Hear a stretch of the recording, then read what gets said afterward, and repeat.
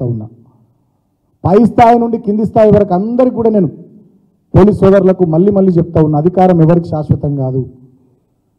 ఈ గుంపు మేస్త్రి పరిపాలన ఎన్ని రోజులు ఉంటుందో ఏమో, వాళ్ళకి చాలా గ్రూపులు ఉన్నాయి, ఇదేం జరుగుతుందో ఏందో ఎవరికి తెలియదు. అధికారం ఎవరికి శాశ్వతం కాదు. మీరు మా కార్యకర్తలు మా నాయకుల పట్ల మీరు ఇష్టం వచ్చినట్టు ఎవరెవరు వ్యవహరిస్తున్నారో అన్నీ కూడా మేము గమనిస్తున్నాం. మేమేం కళ్ళు మూసుకొని కూర్చోలేదు, మేము అన్నీ గమనిస్తున్నాం. 10 సంవత్సరాల కాలంలో నేను ప్రజల్ని కూడా ఆలోచించమని కోరుతా ఉన్నా. 10 సంవత్సరాల కాలంలో మేము కూడా అధికారంలో ఉన్నాం. 3 నెలలు కాలే వీళ్ళు వచ్చి 2600 పైచిలకు కేసులు పెట్టిరు బీఆర్ఎస్ నాయకులు కార్యకర్తల మీద.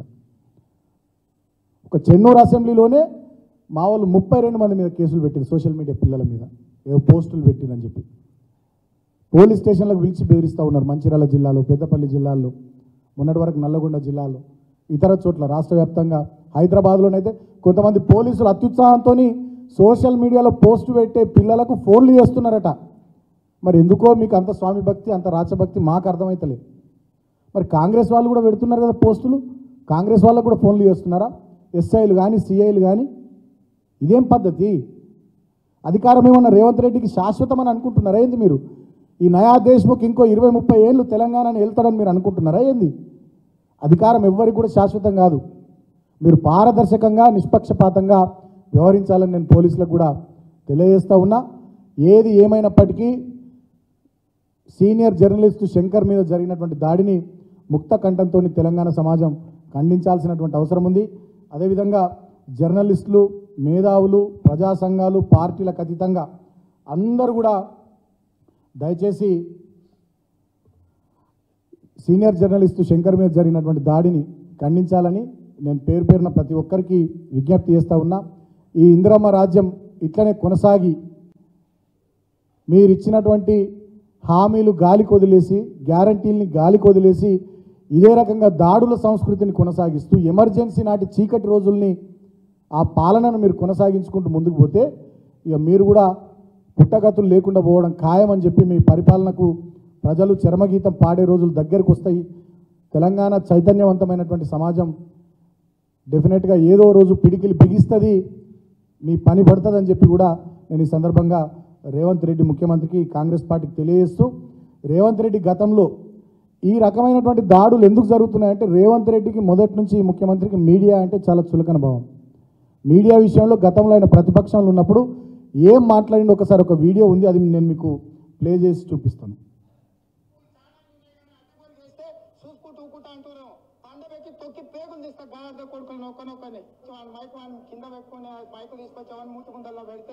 వాడు కూతలు కూస్తే వాటికి వివరించే ఓపిక తీరిక నాకు లేదు.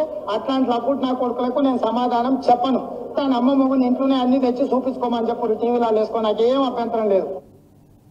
మళ్ళొక్కసారి మీకోసం మళ్ళొక్కసారి చూపిస్తుంది. లోపల నా కొడుకులు ఛానళ్ళు ఉన్నాయి కదా, అడ్డగోలు చేస్తే చూసుకుంటూ అంటున్నాం. పండబెట్టి తొక్కి పేగులు తీస్తా గార్ద కొడుకులు నొక్కని మైకు కింద పెట్టుకుని మైకు తీసుకొచ్చామని మూతుకుందల్లో పెడితే వాడు కూతలు కూస్తే వాటికి వివరించే ఓపిక తీరిక నాకు లేదు. అట్లాంటి నా కొడుకులకు నేను సమాధానం చెప్పను. తన అమ్మ మొగుని ఇంట్లోనే అన్ని తెచ్చి చూపించుకోమని చెప్పారు, టీవీలో వేసుకో, నాకేం అభ్యంతరం లేదు.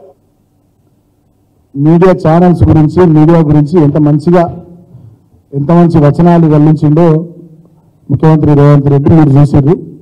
సో సహజంగానే మొదటి నుంచి మీడియా పట్ల చులకన భావంతో, ఏహ్య భావంతో మెదిలేటటువంటి వ్యక్తి ఆయన. ఇవాళ ఏ జర్నలిస్టు ప్రశ్నించినా, ఏ జర్నలిస్టు మాట్లాడినా, ఏ జర్నలిస్టు వాళ్ళు ఇచ్చినటువంటి హామీలను గుర్తు చేసినా, తెలంగాణ ప్రాంతంలో ఈ రాష్ట్రంలో ఉన్నటువంటి సమస్యల్ని ప్రభుత్వం దృష్టికి తీసుకొచ్చే ప్రయత్నం చేసినా దాన్ని జీర్ణించుకోకుండా ఈ నయా దేశ్ముఖ్ ఆయన మనుషులతో దాడులు చేయిస్తూ ఉన్నాడు, చంపే ప్రయత్నాలు చేయిస్తూ ఉన్నాడు, హత్య చేసేటటువంటి చర్యలకు ఆయన ఆదేశాలు ఇస్తూ ఉన్నాడు. ఇది తెలంగాణ సమాజం ముక్త కంఠంతో జర్నలిస్టు సంఘాలు కానీ, జర్నలిస్టులు కానీ, మేధావులు కానీ, పార్టీలు కానీ అందరం కూడా ఖండించాల్సినటువంటి అవసరం ఉంది. ఇలాంటి పాశవికమైనటువంటి ధోరణి, ఇలాంటి హింసాత్మకమైనటువంటి విధానాలను వీటన్నిటి కూడా ఈ ప్రభుత్వం బంద్ చేసి పాలన మీద దృష్టి పెట్టాలని చెప్పి ఈ ప్రభుత్వాన్ని నేను డిమాండ్ చేస్తా ఉన్నా. Thank you.